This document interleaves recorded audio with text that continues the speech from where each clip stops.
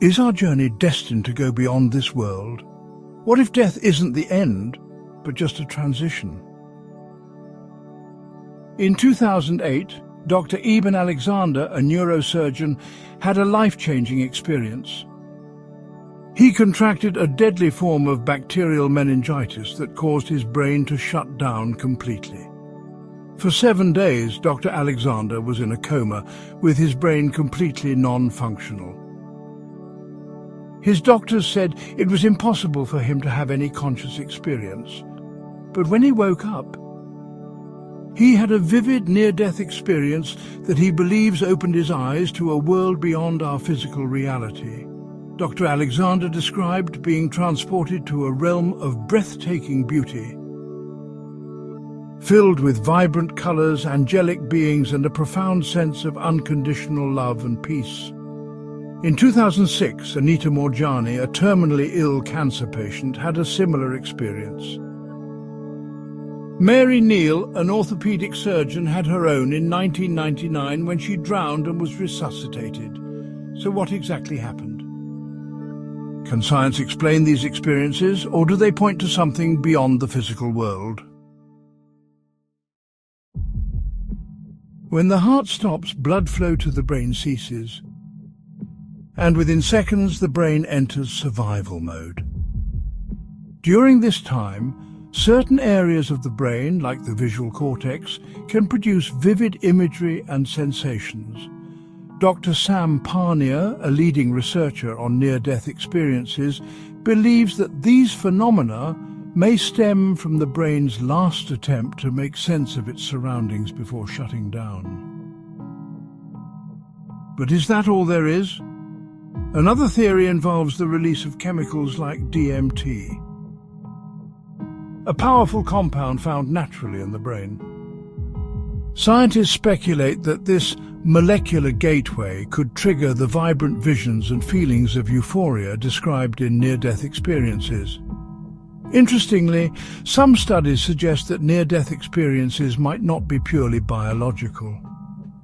Researchers have found patterns that defy easy explanations, such as shared experiences among individuals while clinically unconscious. One such case is that of Pam Reynolds, who underwent a highly invasive brain surgery in 1991. With her brain activity monitored and her body clinically cooled, she later described vivid scenes from the operating room, events she couldn't have physically witnessed. Does this mean that consciousness can exist beyond the brain?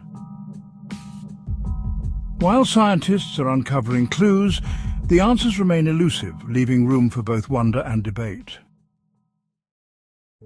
Throughout history, religious beliefs have sought to answer one of humanity's most profound questions. What happens after we die?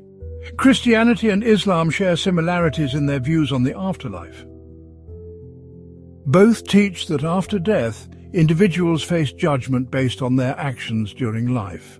In Christianity, believers are promised eternal life with God in heaven, while those who do not follow the faith face separation from God.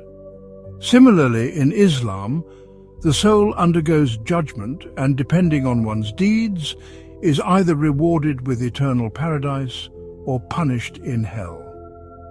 Other religions and cultures present different views on the afterlife.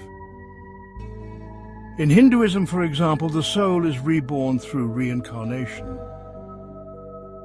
While in some ancient civilizations, such as the Egyptians, the afterlife was seen as a continuation of life in a different realm.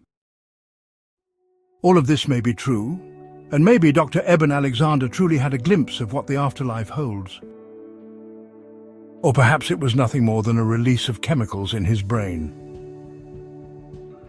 Yet after we die, the world will continue to exist just as it was before we were born. Deep down, maybe we all yearn for our story to go on. Perhaps it's the fear of uncertainty, or the hope that if there is a life beyond this one, it might reconnect us with the ones we've loved and lost. And maybe we could hold them once more.